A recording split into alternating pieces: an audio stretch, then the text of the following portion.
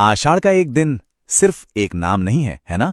ये तो एक पूरा एहसास है, उस पहली बारिश की खुशबू जैसा और साथ ही उस बेचैनी जैसा जो किसी बड़े बदलाव से ठीक पहले होती है। चलिए आज मोहन राकेश के इसी मशहूर नाटक की गहराइयों में उतरते हैं। तो हमारा ये सफर कहाँ से शुरू होता है? इस एक पन्ने से। देखने में तो ये बिल्कुल साधारण सा लग सकता है, पर यकीन मानिए इसी में हिंदी साहित्य के एक सबसे बेहतरीन नाटक मोहन राकेश के आषाढ़ का एक दिन का पूरा सार छिपा हुआ है। तो ये कहानी है किसकी? ये कहानी है एक कवि की। लेकिन ये सिर्फ उसकी कविता की कहानी नहीं है, ये कहानी है उसके प्रेम की और सबसे जरूरी उसके एक ऐसे चुनाव की जिसने सब कुछ बदल कर रख दिया। तो कहानी के दिल में है तीन लोग, तीन किरदार जिनके जीवन कह सकते हैं कि प्रेम, कला और महत्वाकांक्षा के धागों से आपस में बुरी तरह उलझे हुए हैं। तो चलिए सबसे पहले इन्हीं से मिलते हैं। सबसे पहले हैं कालिदास, कहानी के नायक, एक जबरदस्त कवि जिन्हें उज्जैन का राजकवि बनने का सम्मान मिलता है। पर मजा देखिए, यही सम्मान, यही शोहरत उनके जीवन की सबसे बड़ी कश्मकश बन जाती है। और फिर है मल्लिका। देखिए, मल्लिका सिर्फ एक किरदार नहीं है, वो इस नाटक की आत्मा है, उसका दिल है। एक ऐसी दुनिया जिसकी हर धड़कन सिर्फ और सिर्फ कालिदास के लिए है। और इस कहानी के त्रिकोण को पूरा करती है प्रियंगु मंजरी, एक राजकुमारी जो आगे चलकर कालिदास की पत्नी बनती है। असल में वो उस दुनिया की प्रतीक है जो कालिदास को अपनी तरफ खींच रही थी। शक्ति की दुनिया, प्रतिष्ठा की दुनिया, उम्मीदों की दुनिया। तो कालिदास का जो चुनाव है ना, वो सिर्फ दो औरतों के बीच का चुनाव नहीं है। नहीं, ये तो दो अलग अलग जीवन जीने के तरीकों का चुनाव है। देखिए, एक तरफ है मल्लिका का निस्वार्थ प्रेम, वो प्रेम जो कला को आजादी देता है, उसे उड़ने देता है।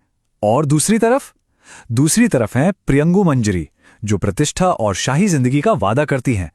लेकिन हर वादे की एक कीमत होती है। और ये टकराव सिर्फ प्रेम का नहीं है, ये तो दो अलग अलग दुनियाओं की सीधी टक्कर है।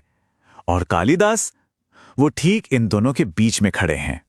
सोचिए, एक तरफ है गांव का जीवन, मतलब सादगी, प्रकृति का सुकून और सच्चा बेपरवाह प्रेम।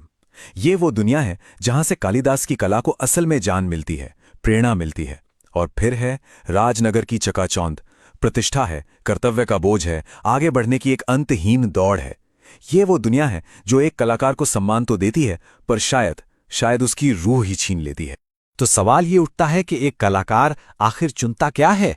अपनी कला की आत्मा, अपनी प्रेरणा, या फिर समाज में अपनी पहचान? ये एक ऐसा सवाल है जिसे मोहन राकेश हम सबके लिए खुला छोड़ जाते हैं। तो इस पूरे संघर्ष को, इस कश्मकश को मोहन राकेश ने अपने शब्दों में पिरोया कैसे है? चलिए अब सीधे नाटक के दिल में उतरते हैं, मतलब इसकी भाषा और इसके संवादों की बात करते हैं। इस नाटक की जो असली ताकत है ना, वो इसके डायलॉग्स में है। कमाल की बात यह है कि किरदार जो कहते हैं उससे कहीं ज्यादा वो है जो वो नहीं कहते, जो वो छिपा जाते हैं। हर शब्द के पीछे एक अनकही पीड़ा है, एक खामोश सा पछतावा है जो महसूस होता है। ये सिर्फ कहानी नहीं है, ये तो भावनाओं का एक गहरा समुंदर है जिसे राकेश जी ने वाकई बड़ी खूबसूरती से रचा है। और किरदारों की यही गहराई, भाषा की यही ताकत इस नाटक को इतना खास बनाती है। लेकिन सवाल फिर वही है कि इतने दशकों बाद भी आषाढ़ का एक दिन आज भी इंडियन थिएटर के लिए इतना जरूरी क्यों है? आखिर क्या है इसमें? ये बात है साल 1958 की। जरा सोचिए, वो एक ऐसा दौर था जब आजाद भारत अपनी नई पहचान बना रहा था और साहित्य की दुनिया में भी नए नए प्रयोग हो रहे थे।